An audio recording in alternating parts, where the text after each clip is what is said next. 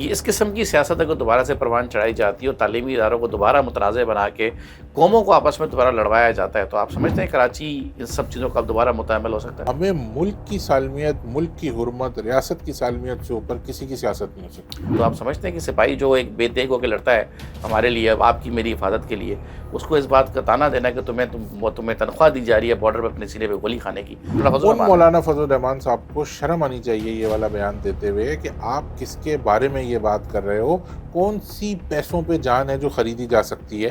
کہ مہاجر نشستیں جو کہ مخصوص نشستیں جو کہ کشمیری مہاجرین دیگر پاکستان کے علاقوں میں بستے ہیں، ان کو ختم کر دیا جائے۔ تو میں بڑا کیٹیگوریکلی کہہ رہا ہوں کہ چاہے کوئی بھی ہو، چاہے پی ٹی آئی ہو، مولانا فضل الرحمان ہو، یا اور بھی کوئی ایسا گروپ یا گروہ ہو، دشمن کے ایجنڈے کو تقویت دے رہے ہیں، اس پہ زیرو ٹالرنس اور زیرو کمپرومائز ہونا چاہیے ریاست پاکستان کی طرف سے۔ اس وقت پیپلز پارٹی ہاں کے جو وزراء ہیں منظر سے تقریباً غائب ہیں، ایسا لگ رہا ہے سسٹم لپیٹے میں ہے۔ کہ قانون اتنا مضبوط ہو کہ میں کرپشن کرتے ہوئے ڈروں، قانون اتنا مضبوط ہو کہ آپ کرپشن کرتے ہوئے ڈریں، چاہے آپ کا تعلق کسی سیاسی جماعت سے ہو، میرا تعلق کسی سیاسی جماعت سے ہو، اکراس دا بورڈ کارروائی ہونی چاہیے۔ ہم نے یہ سنا ہے سر کہ جو پاکستان پیپلز پارٹی کے اپنے اراکین صوبائی اسمبلی ہیں، سی ایم صاحب ان کے لیے بھی دستیاب نہیں ہوتے۔ جتنا سی ایم صاحب کو اویلیبل ہونا چاہیے اپنے لوگوں کو، ہمارا اندازہ بھی یہ ہے کہ وہ اس طرح سے اویلیبل نہیں۔ ہم تو کہہ رہے ہیں بھائی اس کو اختیار دو، اس سے ڈیلیور کراؤ، اس سے شہر بناؤ اور ہماری سیاست ختم کر دو۔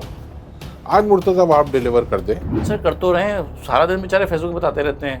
میرا تو ان کو مشورہ ہے کہ آپ اپنے مشیر تبدیل کریں، ان الٹی سیدھی حرکتوں سے نکلیں۔